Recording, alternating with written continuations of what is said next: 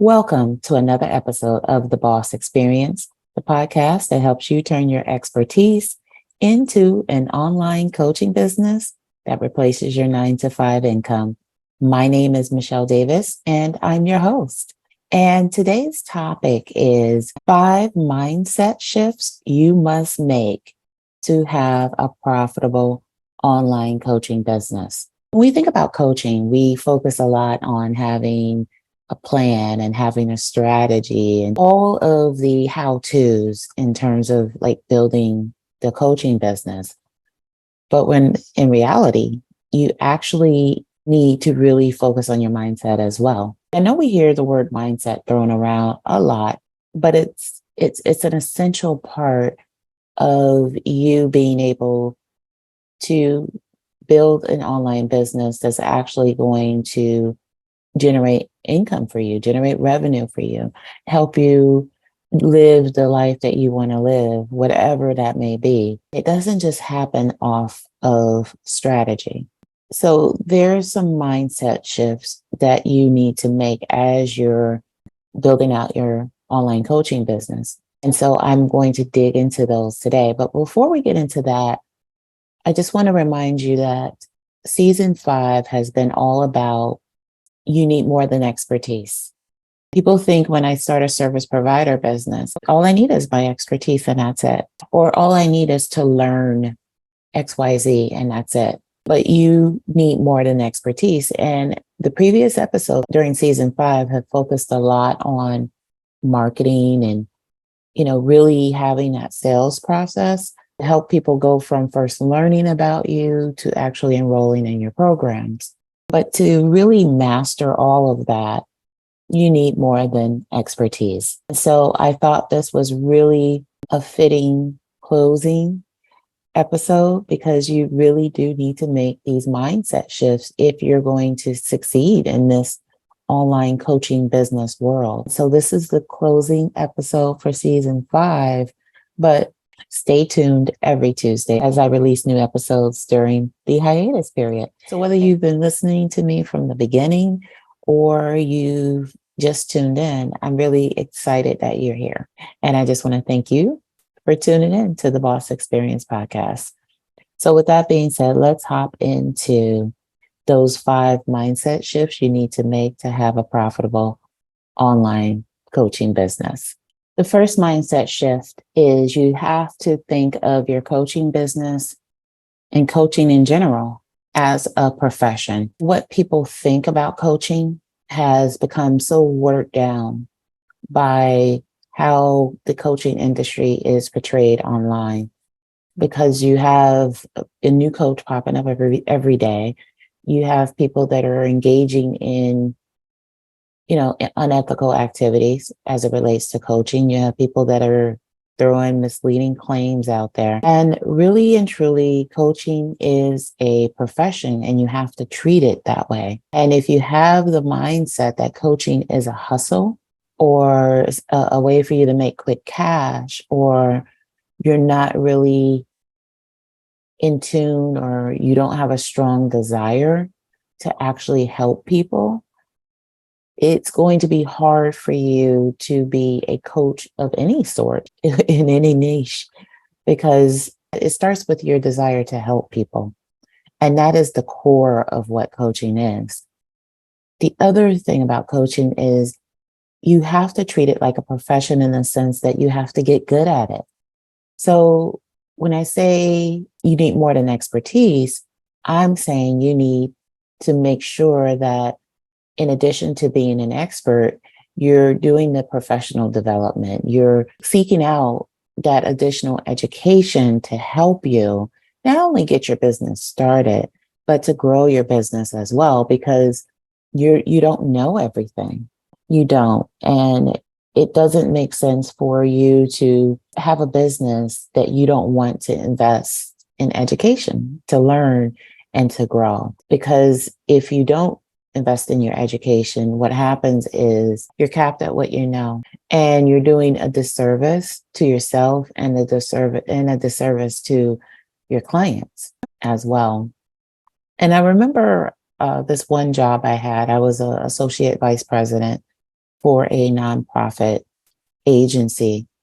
And I remember talking to one of the senior vice presidents, and he always said, it takes me 2 years to learn my job. No matter what job I have, it takes me 2 years to learn it, roughly, give or take a few months. And I remember looking at him and thinking, yeah, I never thought about how long it really and truly took me to actually learn the ins and outs of my job. Depending on what your job is, you can think about how long did it take you to actually learn how to be proficient in your job. It's the same thing with this online business you want to start. It's going to take time for you to be proficient, and it's going to take time for you to really be good at it. And you're going to make mistakes, just like, in your career, you made mistakes. But the idea is to reduce the number of mistakes that you make by making sure you operate as a professional, have some work ethic, know what's ethical and not ethical in your company, serve people in your business that you can help. Don't just bring people into your company knowing darn well you can't help them, because it's unethical and it's not, you're not doing them a service. You're taking their money if you do that knowing you can't help them. So only bring in people you can help, and make sure you're running in a business, an operation that you can be proud of. And you need to commit to making this coaching business work. You don't want to hop into coaching and then think, I'm only here for a moment. I want to see if this thing works out. You need to be committed.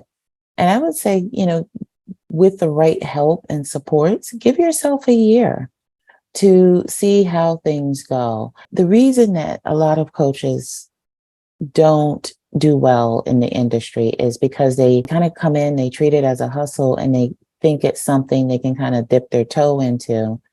And they don't ever get to the stage where they're actually treating it like a profession. And you have to have some sort of commitment to anything you start if you want it to do well.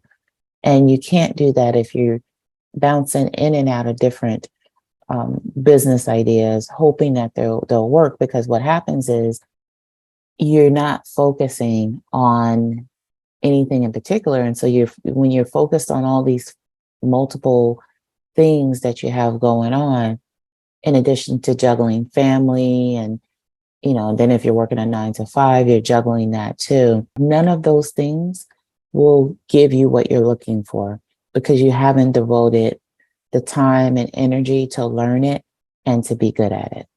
So treat your online coaching business as a profession. And that is the first mindset shift you need to make if you want a profitable online coaching business. Okay, the second mindset shift you need to make is you need training and continuing education.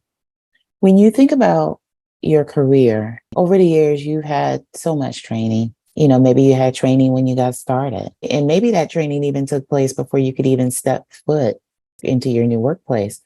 You had annual training, you had training throughout the year. And most companies, or at least nonprofits, you were actually required to have so many training hours for the year. Why do you think they do that?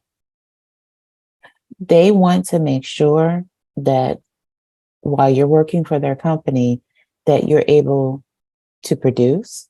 You're coming in with some, level of competency, that you know the basics of how to do your job.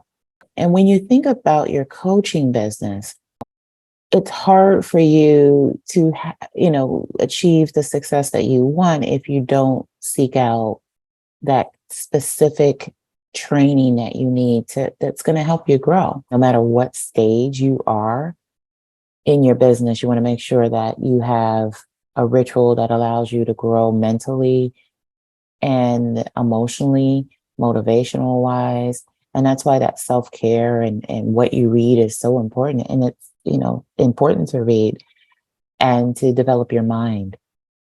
It's the same thing with training and continued education.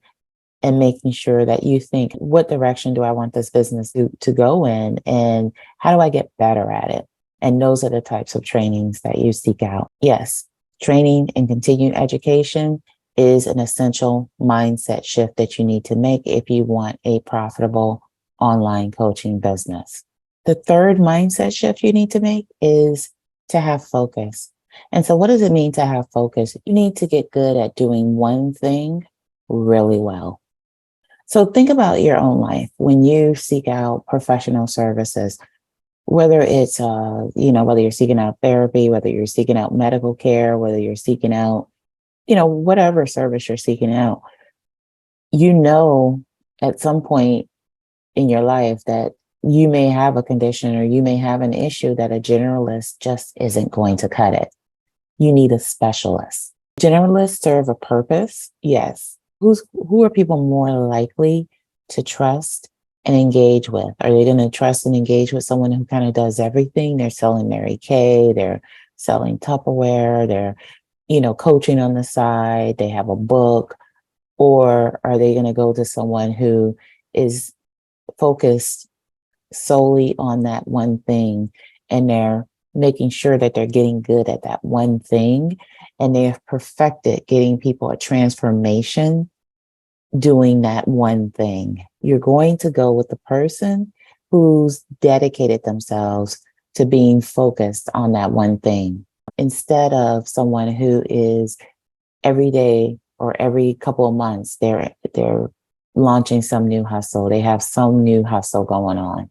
No one's buying from them in any consistent way, shape, or form. When it comes to coaching, people are looking to solve big problems and are looking for the right person to do it. And you want to put yourself out there as the right person. And you need to make sure you're not just focused on just being, a life coach, a health coach, or a financial coach. You need to be focused on giving people a very specific transformation or solving a very specific problem. And so when you're focused, people will gravitate to you. They will seek you out. They'll pay attention to what you have to say if they're experiencing that issue. So have focus, get really good at helping one audience achieve one thing. And that is an essential mindset shift you need to make if you're going to have a profitable online coaching business. The next mindset shift is identify who you want to work with and who you don't want to work with. I know you hear a lot about, identifying your ideal client. What are the characteristics of your ideal client? Also spend some time thinking about what are the characteristics of the people you don't want to work with, so you can make sure you don't end up working with those people. Because if you don't know who's not a good fit for your program, it could possibly be that you can end up onboarding people that really aren't appropriate for your services. So just as you're getting real clear on who your ideal client is and who's going to best benefit from what you have to offer through your coaching, consulting, or whatever other service you're providing, you also want to make sure that you're not allowing the people you don't want to work with to slip through the cracks. And I say this because you don't want to water down your expertise. Like I previously stated, you want to get good at helping one audience with a very specific problem. And it's hard to do that if you're essentially working outside of what you do, outside of your scope.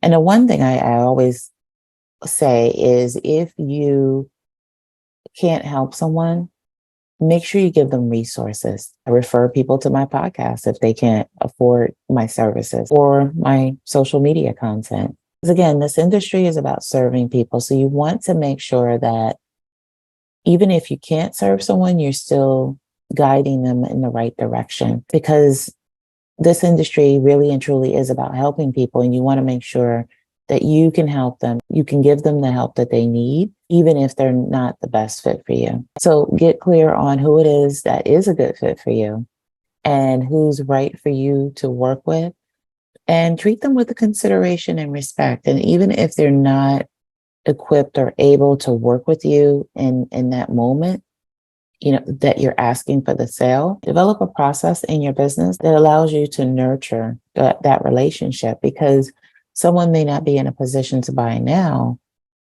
but they may be in a position to buy later on down the road. We forget to nurture people and nurture relationships and build relationships in this online space. And to me, that's just so important, because there's nothing more deflating to someone who's struggling to solve a problem than to be dropped just because they didn't decide to buy that at that moment or that day or that second. That's what people are accustomed to doing, unfortunately, in this industry. So be clear on who you want to work with and who you don't want to work with, and don't water down your expertise. Your expertise is your expertise, and you want to focus on people you can really and truly help in your business. So let's move on to the fifth and final mindset shift you need to make to have a profitable online coaching business. And that is, treat your coaching business like a business. And I know that sounds strange. It seems weird. People tend to go from corporate to entrepreneurship, and they feel like it's a good thing to not have structure, to not have systems, and they start operating haphazardly and kind of on a whim. And you may get some initial traction operating that way, but there's no successful business that you can have operating just on a whim. It's hard to build a business if you don't know what's working. One day you're using one strategy to do what you do, and then the next day you're using a different strategy. It's confusing. Take some time, decide what works, have vision for where this business is going, and make sure you're doing everything you need to do and doing what it takes to meet that goal. So that's a wrap for this episode. And, I can't stress enough how important it is for you to make these mindset shifts, because you want to operate a business that's super focused on helping one audience achieve a specific result. And when you do that, it's really going to change the game. It's going to really change, your ability to attract the right people to you. And remember, having an online business is actually profitable is 80% mindset and only 20% strategy. Strategy is super important, but if you don't take action, if you're not motivated, you're not determined, all those are mindset characteristics. None of the strategy is going to work if you don't have the mindset to make it work. So I just want to thank you once again for joining me for season 5. Stay tuned every week. As I prepare for season 6, I'm releasing bonus episodes every Tuesday. I'm looking forward to you joining me for another season of the Boss Experience podcast. Take care, be well, and bye.